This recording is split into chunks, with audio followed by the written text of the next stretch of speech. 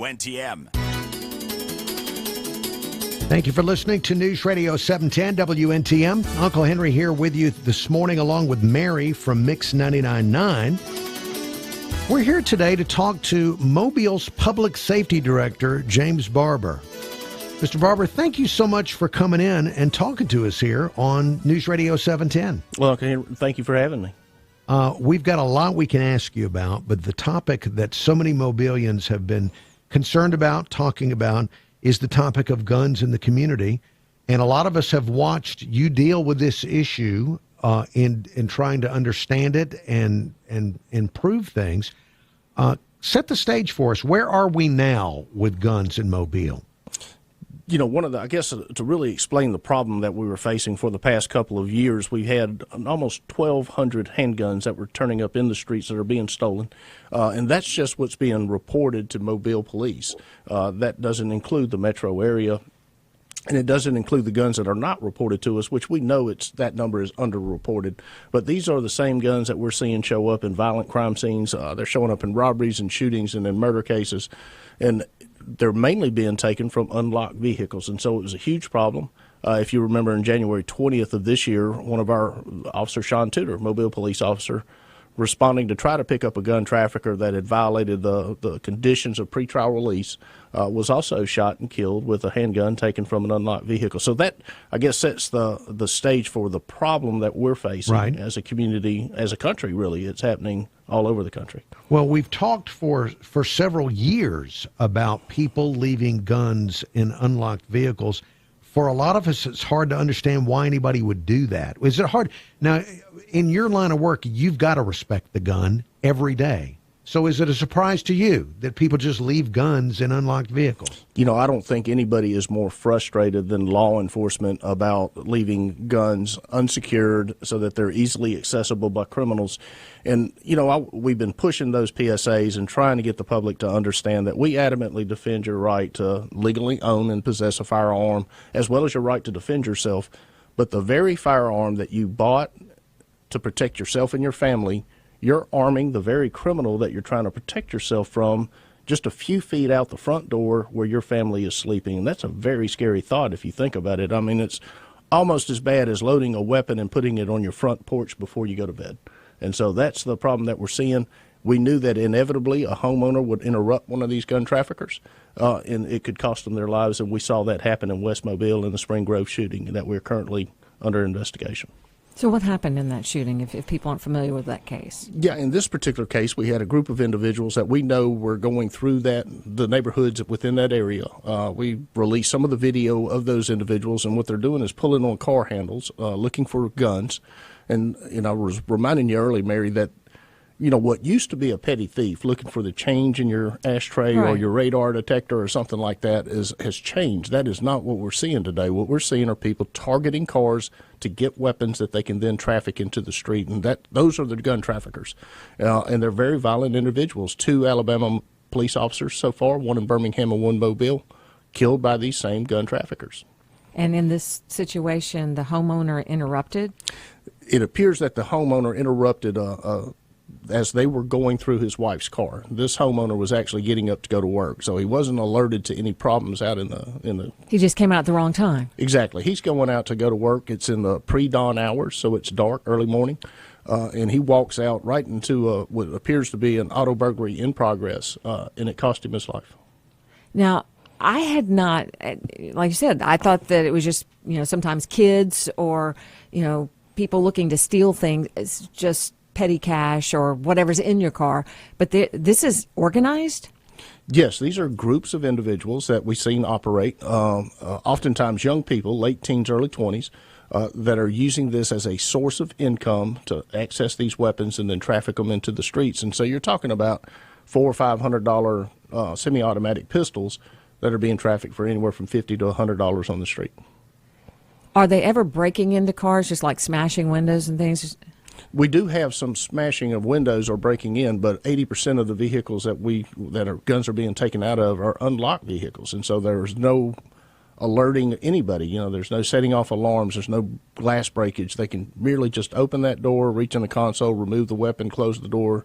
And oftentimes gun owners are unaware of the theft because it's not something you check every day. So they aren't even sure when it happened. We run into that problem quite frequently, that they now have a missing gun and they're not exactly sure when the gun went missing. So talk a little bit, if you can, about the process that you had to go through, because you've identified this problem over the last couple of years of people going through neighborhoods, whether they're traffickers working organized or just a few individuals. Talk about the process of how you determined how to figure out what you were going to do, because I know there were a lot of ideas, city council specifically, really wanting to go, some even were even talking about penalizing some of the gun owners. How did you figure out what direction to go in? You know, again, what you see are legislators reacting out of frustration, more so than anything. And it wasn't just city council. We ran into that in Montgomery with some of the state legislators that wanted to penalize or criminalize the gun owner for the theft because they left it unlocked. And we certainly don't agree with leaving a gun unsecure, but we absolutely do not agree that it's a criminal act to do so either. The bottom line is, nobody has a right to come onto your property, to go into your vehicle and remove anything without your permission. So you are the victim of a crime. And so if we're going to bring in strict penalties, let's deal with the gun traffickers that are committing the crimes, not the gun owners who may have forgotten to lock their car.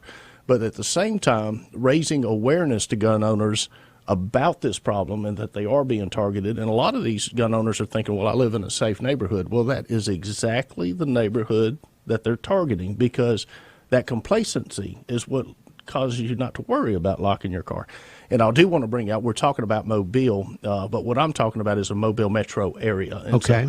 So what we're seeing is Daphne and Fairhope and Spanish Fort, all of these different neighborhoods are being targeted because they're easy access to weapons. And so if you're living in Fairhope and you're listening to this and you're thinking, well, that's a Mobile problem, that absolutely is not a Mobile problem. Guns are being taken from Baldwin County that are showing up in crime scenes in Mobile County. So it's a regional problem. It's statewide. We've met with Montgomery, Birmingham, and Huntsville, and Tuscaloosa about the exact same problem we're seeing throughout the state and throughout the country. So the public service announcements that you came up with, what has the reaction been? You know, luckily, we have seen a 40% decline in the number of guns being stolen this year versus the previous 2 years.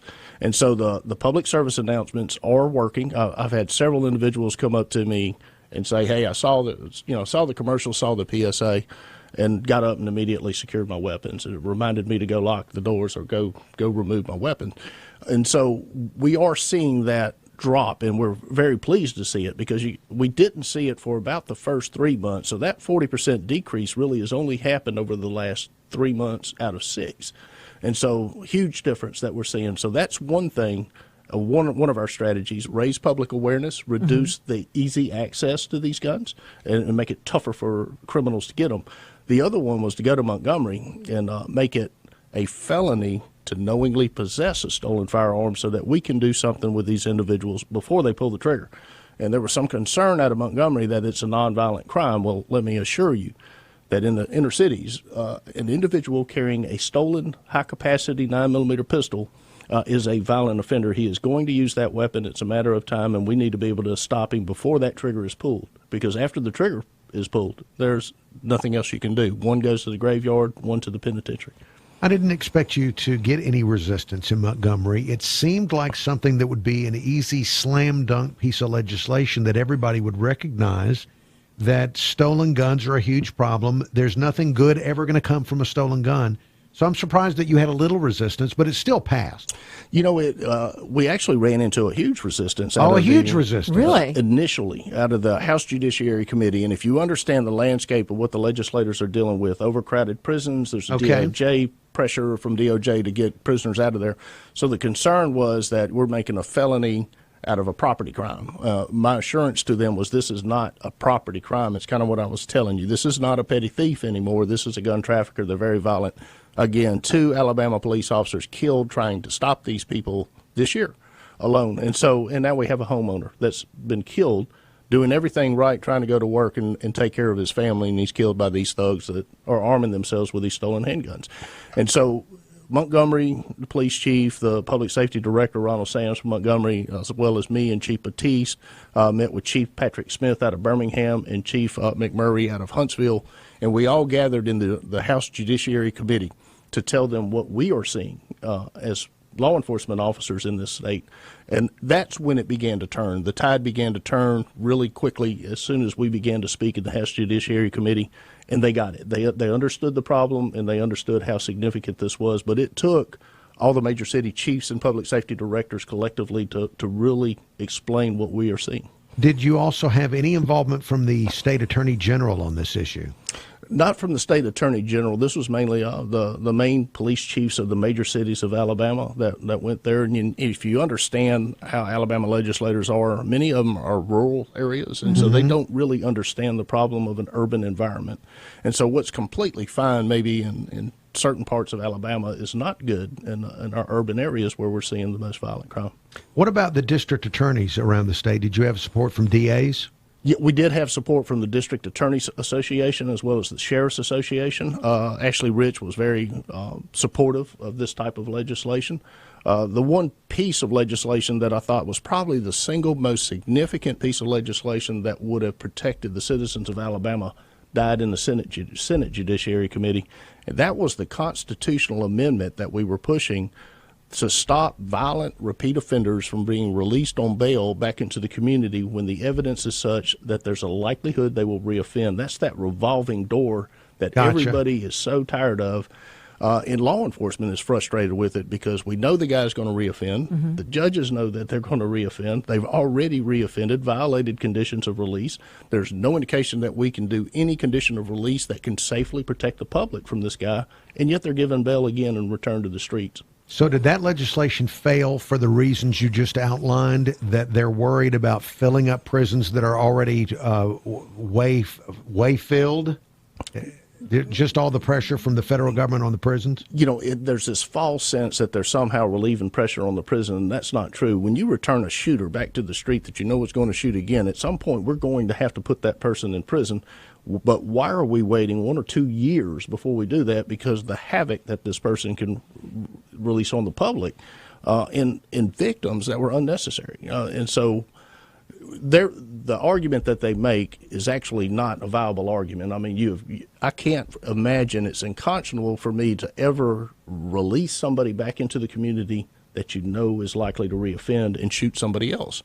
Why not stop that individual, detain him for trial, and we'll have the speedy trial, and let's get that speedy trial issue out of the way and get the conviction. And it puts a lot of pressure on law enforcement as well as the district attorney's office to do that speedy trial. But we're willing to do that, and why not give us the tools to do it? And I do want to say the constitutional amendment, all it really would have done was put it to a vote for the citizens of Alabama to stop the revolving door that we see in our court systems, giving the judge that opportunity to hold somebody for trial when law enforcement in the DA's office or the state asks that we hold this individual. And there's two main components. One, we have to be able to demonstrate in a probable cause hearing that the evidence in this particular case is sufficient to support a conviction. And it's not just a hunch that this guy is guilty, that there's a lot of evidence in this case. And then we also have to put on evidence to convince the judge that he is likely to reoffend and there are no conditions of release that will protect the public. If we can meet those two conditions, then the judge can hold that individual before trial, until trial, and this, again, the speedy trial comes up. But again, in the Senate Judiciary Committee, one by one, those committee members left as the public hearing was going on about the constitutional amendment until there was no longer a quorum, and they let the bill die. Wow. Okay. With that, we're going to take a break. We're going to come back with more in just a moment. We're talking with Public Safety Director James Barber. More in a moment. Gulf Coast Mornings from 5 to 9 every weekday on News Radio 710 WNTM. At AT&T, we believe that access to affordable home internet brings you incredible opportunities. You can enjoy the power to explore a digital world of possibilities and connect with family, friends, and the things that matter most. That's why there's access from AT&T. If a member of your household is a SNAP participant, you may qualify for home internet at a discounted rate of $10 a month or less. No commitment, no deposit, no installation fee. Plus, get an in-home Wi-Fi gateway included at no extra cost. Call 1-855-220-5211 or visit att.com/access now to learn more. SNAP refers to the Federal Supplemental Nutrition Assistance Program. Pricing excludes taxes and fees. Includes 1 terabyte of data per month. Data overage charges apply. For details about data allowance, go to att.com/internet-usage. Geographic and service restrictions apply. It's Heidi Summers, health and wellness expert with your local health update. I get so many emails and calls about CBD, the incredible oil from the hemp plant that's providing pain relief to millions. It's the most talked about health breakthrough in years and the top choice for those looking for a safe, all-natural solution for joint pain and nagging injuries. The CBD product I always recommend is Healing Labs, a CBD oil that goes to work fast to deliver the kind of pain relief once thought nearly impossible without a prescription. Healing Labs CBD oil is not marijuana and contains no THC, the ingredient that gets you high. Oh yeah, Healing Lab CBD has also been proven to help thousands get a great night's sleep. There's nothing to lose but the pain, so call now and find out how to get a free bottle while supplies last. To get your free bottle of Healing Lab CBD oil, call 800-605-3136. That's 800-605-3136. Free bottles for limited time. Call now, 800-605-3136, 800-605-3136. Don't miss the model year-end closeout sale going on now at RVs Unlimited in Robertsdale. Have you ever wondered, how do the smartest marketers cut through the noise? I'm Bob Pittman, Chairman and CEO of iHeartMedia. And on my new show, Math and Magic, I'm sitting down with the day's most gifted disruptors. But when I did this, people thought I was crazy. There are really no other rules aside from, no full frontal nudity. Go out there and do it. I don't like to follow the trend of things. iHeartRadio is #1 for podcasts, but don't take my word for it. Find Math and Magic on the iHeartRadio app or wherever you get your podcasts. Another season. It's game time. Another lineup of rookies. I am running. I'm running. And veterans take the field. They're ready to go. This is the playbook. Will greatness continue? Winning again. Or will a new champion take 2020? Defeat Donald Trump. Election season has begun. Between the two sides. Political football. On your election headquarters. For game day. And this season, We're ready for it. WNTM.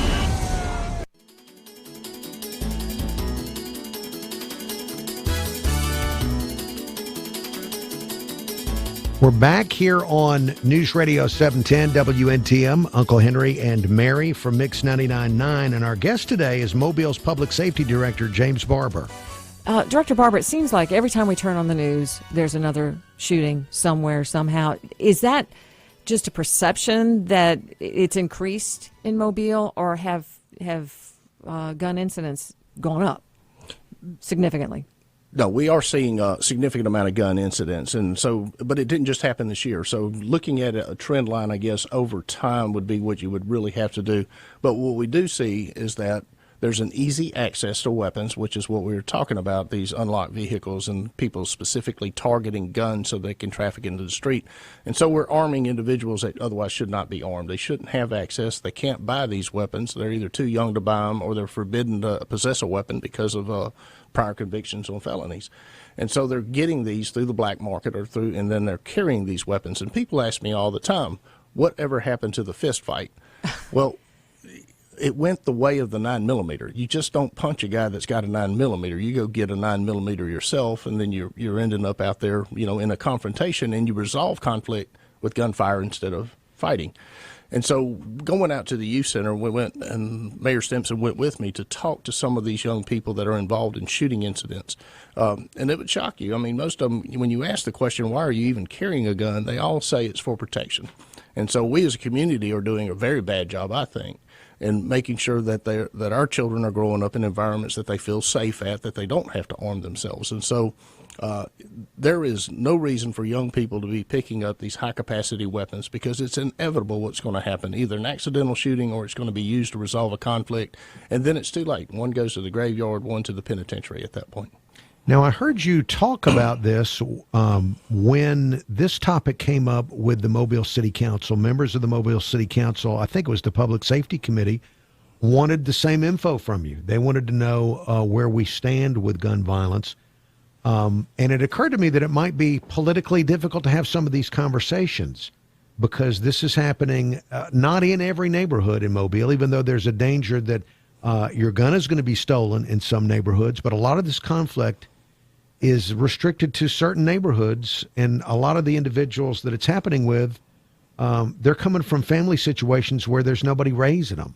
Yeah, we discussed that, pulling the stats. The one good thing about data, when you use data to really talk to legislators, we don't make this stuff up. We know who our victims are. We know who our shooters are. And what we were saying, there's a disproportionate amount of violent crime in the African-American community. Within those communities, we've got the highest proportion of black victims as well as black shooters. And we know that. And you have to drill down as to what is it within the environments of the inner city that cause that type of activity. Right away you realize in almost every one of these cases that there's a lack of the family unit. There's no father figure. There's certainly no positive male role models. Certainly poverty is a problem, and some people bring up poverty all the time. But, rural Alabama has got some of the poorest folks in it that we have in the state. Right. And they're not shooting each other. So that is not the issue in itself. But that breakdown of the family unit is the very first, most powerful social control that we have in the country. In fact, a lot of the problems other than gun violence also could be solved in many cases with better family units all over the country. Absolutely. It always goes back to the family. And so that's the very first social control there is. That's your mom and dad that teach you right from wrong and teach you the social norms that you need to survive in society successfully. You also mentioned, though, to the city council a sense of community, that some neighborhoods there wasn't that sense of community we used to have. I was relating to them that there are several social controls. Now, don't get me wrong, the police are a social control, right? But they should be a last resort, not the first. The family is the first social control of any child's life and any person's life. The next is the education system, because outside of the family, they have your children the most of anyone, and that's where they learn, get in line, don't touch him, don't push. Mm-hmm. There's so many things that are taught to young people within the school system as well as education. And with 9 failing schools within the city, we can see where we're having a problem there. Now, I have every bit of confidence in Superintendent Threadgill that we're going to turn that around, and I certainly think he's doing an incredible job of trying to get that machine moving. The other was the community itself, and if you remember the communities, I don't know what neighborhood you grow up, but it was that neighbor that went out there and saw you doing something you shouldn't be doing, that snatched you up and told your parents about it. Right. And everybody on the block knew who I was and who my mama was, and they had her on speed dial. That's exactly correct, and so you had a neighborhood kind of watching out. They knew which kids were good kids, bad kids, who belonged in the neighborhood, who didn't. That working class guy that is that missing demographic that I'm talking about in some of these tough neighborhoods. So when you look at violent crime geographically, what you see is these hot spots in the city. Only about 10% of the geographical area of the city accounts for about 80% of the crime. Really? And so that's an incredible, astonishing number. Could you repeat that? About 10% of the geographical area of the city of Mobile accounts for up to 80% of the criminal activity. Okay. Now, when you talk to the city council about this, I noticed that after that conversation, we've seen some churches stepping up. Like there's an effort to try and reintroduce community with some people. Absolutely. I was talking about those social controls, and that's the fourth one that I would name. You got the family, you got the education system, you got the community itself, and then faith. And faith-based should be incorporated in every aspect of that, from the family, the education system. I say all the time that we really began to see a shift in our young people when we took the paddle and prayer out of school. And but bringing faith in. Now, government cannot lead prayer, but we can't stop it either. And that's where the faith-based community really steps in and really steps up to help us be able to deliver values within our community and to teach young people the proper way to behave. I've been able, as I hope I'm able to convey to you, that I've been able to follow this through all the different news reports, the communications that you've had with the city council on this topic. What kind of reaction are you getting from not just our city council, but also the community itself as you've identified some of these things? A pretty positive reaction, but, I think everybody's looking for that silver bullet. And I hope that what I'm telling you is there is no silver bullet. It's a multifaceted problem that has to be approached in a multifaceted way of how do we improve family, how do we improve the communities, how do we improve our education system, how do we bring faith back into our toughest communities and within people's lives that are not exposed to faith. And so, how do we do all these things? And I was mentioning earlier that the police are a social control. But the unfortunate thing is that we should be the last resort. But the unfortunate part is oftentimes our young people, it is the very first social control that they run into is the police. And we were never designed to be that way. What are you doing? You've identified the 10%, the areas that there are problems. What is the police department doing? What is the public safety department doing in those areas to try to improve the situation? There's, again, multifaceted problems. So going in, what you try to do is data-driven, intelligence-led policing. We want to know who is involved in criminal activity that's making it unsafe within these areas, as well as the specific locations that are facilitating either the drugs or facilitating violent crime. And then specifically using tactics and strategies that target those individuals or those particular locations. And you've probably seen where we've been successfully able to use the civil system as well as the criminal system to go in and seize a crack house civilly, bring a lawsuit against the property owner, and then successfully tear that down with a track hoe. You've probably seen us do that. Didn't realize those were crack houses. Absolutely. These are drug nuisance. And, here's the problem. When I say you have to use tactics and strategies based on data to target specific individuals causing the problem as well as specific locations causing the problem. Traditional policing would look at that hot spot on the map, and then they would saturate that area with police officers. And so that was a big fail. I mean, because that just moves it somewhere else. It didn't even move it. What you're doing is you're going in and you're arresting people for relatively minor violations, enforcing laws, and it was output-driven, number of tickets written, number of arrests made, instead of using intelligence to find out who you need to be dealing with. And let me tell you why that doesn't work. Let's say you've got this hot spot area, and there's a lot of crime. We know that. There's a lot of drug sales, prostitution, whatever goes along with the drug activity, the systemic violence with the drug activity. So you saturate that area with police officers, and you want arrests. So there's a lot of arrests for drinking in public, disorderly conduct, loitering, so really minor infractions that really people are released right back into the community as soon as they do that. So take a real-life example. You got a guy that works at the shipyard that lives in one of these neighborhoods. He gets off work, he opens a beer and walks across the street to talk to his neighbor, and all of a sudden 10 police cars turn the corner, put him on the ground, and arrest him for drinking in public. That is enforcing the law, but while he's sitting in that car, he's looking at a crack house that's been there for 30 years. And he's the one going to jail. And that's why those types of tactics failed. And you have to use intelligence, again, to identify who is causing the problem as well as where. It's interesting you use that example because I received phone calls years ago when this was going on in Mobile with people with that complaint, that I was in my yard drinking a beer and the police came and those calls were calling, why is this going on? So, yes, that's exactly what was going on. Those tactics target a neighborhood. Right. Not the offenders that we're looking for within the neighborhood. Let me give you, I guess, an analogy to that and show you why it's so wrong. Because some people will say, well, it's still enforcing the law. It's still the law. You have to enforce it. Let's say you have an affluent neighborhood on a golf course, and there's a burglary problem going on. And so they send officers there to deal with this burglary problem, and they see an individual walk across the street with a glass of wine. And they put them on the ground and arrest them for drinking in public. Sure, that's enforcing the law, but you're not dealing with the problem of the neighborhood. Right. And really all you've done is alienate the police from the citizens within that neighborhood. And if you don't have legitimacy and trust within the community, you will never be effective as a law enforcement agency. We've got to take a break. We're going to be back with more with Public Safety Director James Barber in just a moment. Gulf Coast weather from NBC 15 and the Kemco Metal Building's Weather Center. Hope you're having a wonderful Wednesday, everybody. I'm NBC 15's meteorologist Kelly Foster. Your high today spiking to 95 degrees. The heat index around 100 to 101. And we do have a 20% chance of wet weather for today, slightly less humid. Now, overnight tonight, partly cloudy, lows in the mid-70s, stray showers for Thursday, Friday, and a 50% chance of rain by Saturday. I'm NBC 15's meteorologist Kelly Foster for this iHeartRadio station. This report is brought to you by Discover Card. Go further than ever with the Discover It Miles card. They automatically match the miles you earn at the end of your first year. So your 35,000 miles could become 70,000. Discover It Miles. Limitations apply. Discover match for new card members only. Learn more at discover.com/travel. I want to tell you about an experience I had with my dentist, Radcliffe Brown Jr.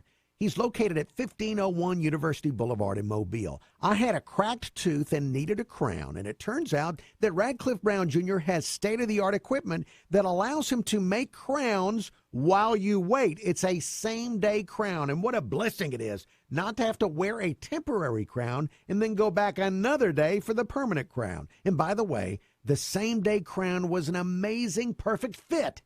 Dr. Brown has a family-friendly practice. He offers a wide range of services, including cleanings, whitening, cosmetic bonding, veneers, bridges, dentures, partials. He restores implants.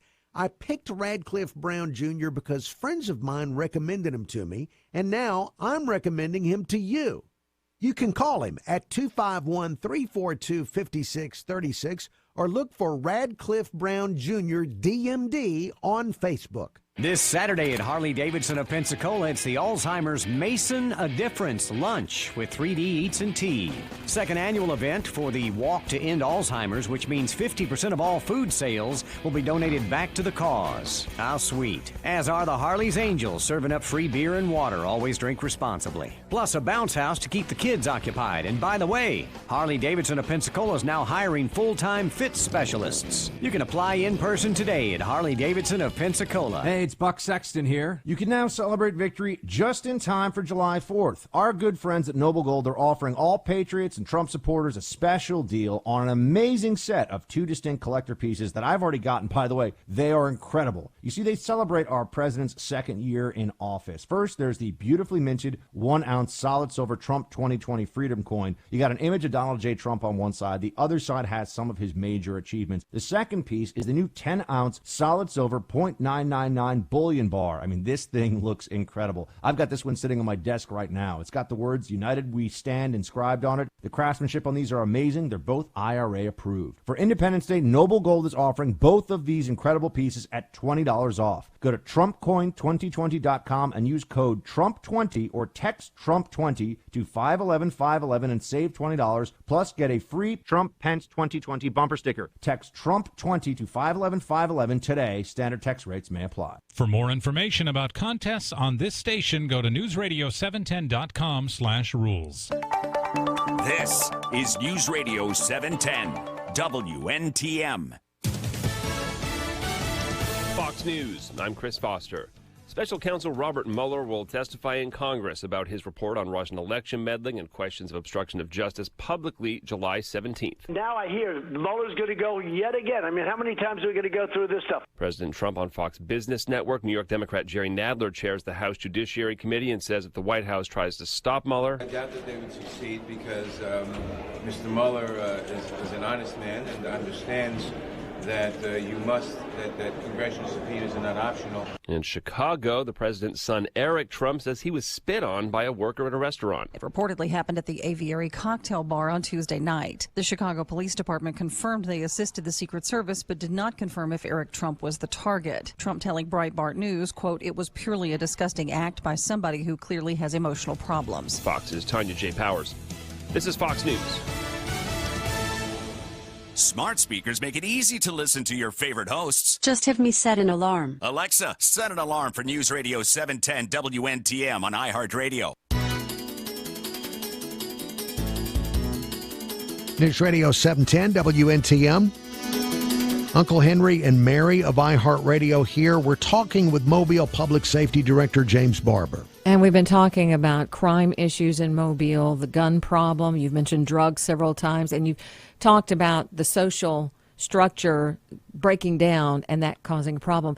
Mobile Police Department and the city have put together a couple of programs that are making a difference, and you're not only making a difference here, but these have been picked up nationally? That's correct. We have 2 programs that originated out of Mobile, Alabama, that have gone national.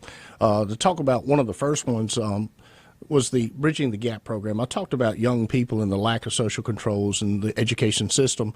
And so we were able to go into the school system and identify exactly where are we beginning to lose our children. And so what we found is that out of all the arrests and all of the suspensions, 2/3 of them were ninth graders. Really? The other 11 grades or 12 grades only accounted for 1/3 of the arrests and suspensions. Making that jump to high school, they jumped the wrong direction? Exactly. They enter into high school, and what you have is several middle schools in a feeder pattern going into a high school, and that seems to be the breaking point. That's where we begin to lose them. But going in and really working with those at-risk kids that are being arrested, suspended, they're truant, we know are going to end up on the street. They're going to withdraw from school. They're going to drop out or be expelled from school, and they're going to end up on the street to where, in their minds, it's easier to pick up a gun and a bag of drugs than it is to get a job. And so that's where you see that feeding into our communities and these hot spots that you hear me talking about. And so we'll never be a safe community through arrest and incarceration alone. You have to prevent the crimes from ever occurring in order to be a safe community. And so we understand that, and trying to turn, as we deal today with violent recidivist offenders, we're trying to do things that can turn that spigot off so we're not doing the same thing 5 or 10 years from now.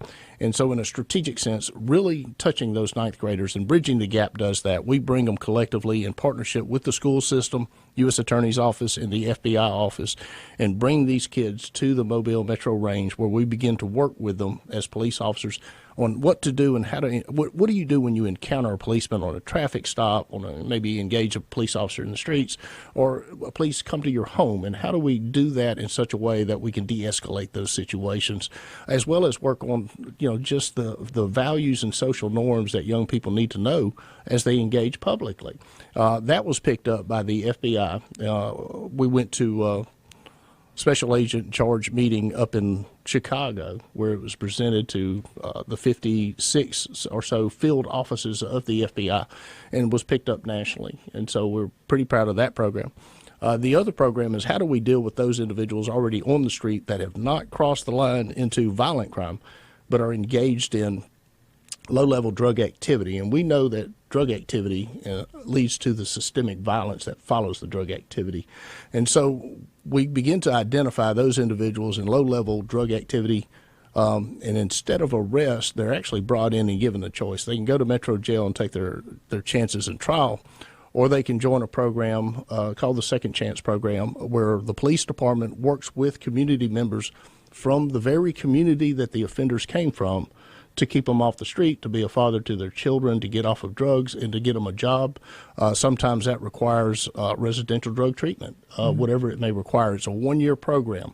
The trade-off is if they complete this program and get a job, get clean, and be a father to their children, is they're never arrested on the original charges. And so they don't have that drug conviction, which makes it easier for them to get a job.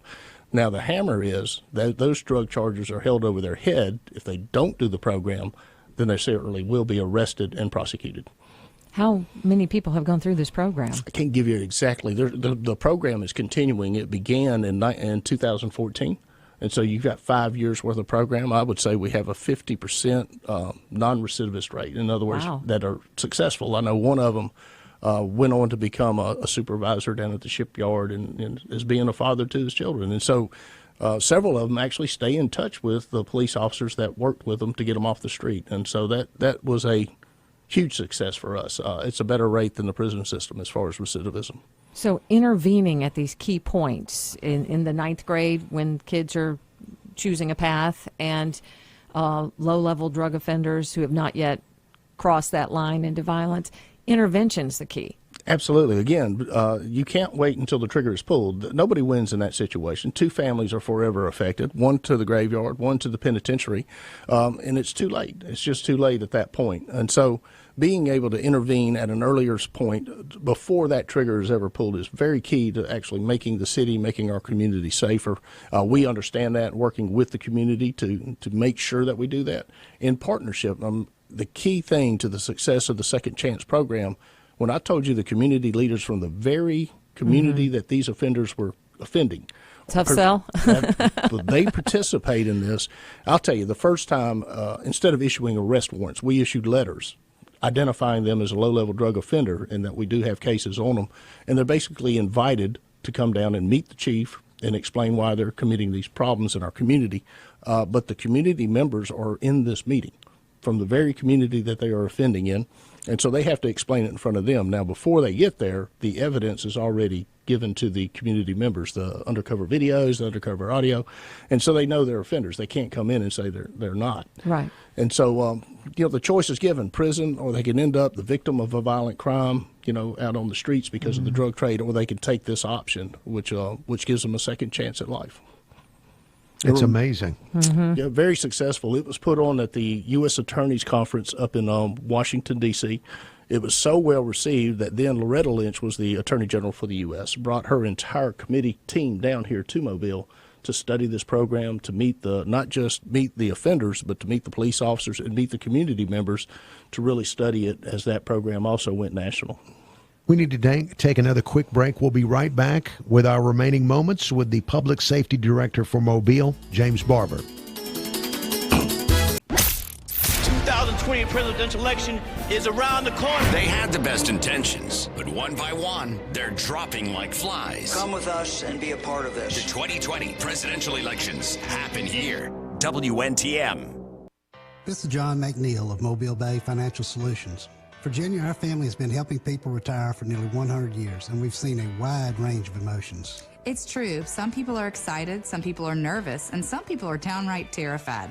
I guess the constant is we all worry about the future. There's the worry about the stock market, the worry about getting sick, the worry about whether your money will last as long as you do. One of our goals at Mobile Bay Financial Solutions is to retire your worry. That comes when we sit down and talk through your concerns and build a plan to address them. We call that plan our retirement roadmap. It's designed to answer the big questions about income, taxes, Social Security, Medicare, and more. Call us at 666-5000. That's 251-666-5000 and ask for your complimentary retirement roadmap. At Mobile Bay Financial Solutions, we want to help you retire in the future. And retire your worry today. Virginia O'Brien offers investment services through AE Wealth Management, LLC. Insurance and annuities offered through McNeil Consulting, Inc. Summer is here, and Matt's got the barbecue out all ready to grill. That's why he trusts Super Poly Grip, so he can enjoy his steak with full confidence. Poly Grip. Sounds like there's a party going on. But something's missing. The birthday gal's arrived. And thanks to Polydent, her bright smile is anything but a surprise. Polydent.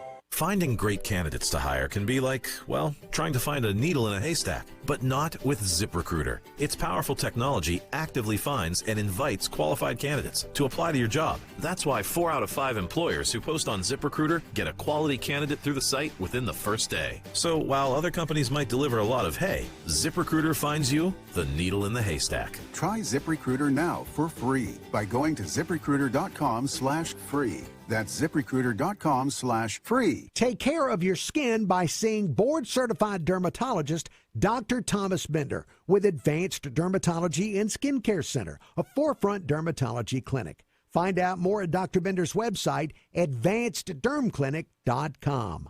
Beyond Alabama's sugar sand beaches is one of the most prized saltwater fish species in the Gulf of Mexico, the beautiful, tasty red snapper. Anglers are reeling in big red snapper right now during the annual season. Private anglers are fishing for snapper on weekends through July 28th, including the 4th of July. Alabama's extensive charter boat fleet will take anglers to the world's best artificial reef system to catch snapper each day of the week, now through August 1st. Plan a charter fishing trip or go to orangebeach.com/fishing to explore the charter boats available to book today.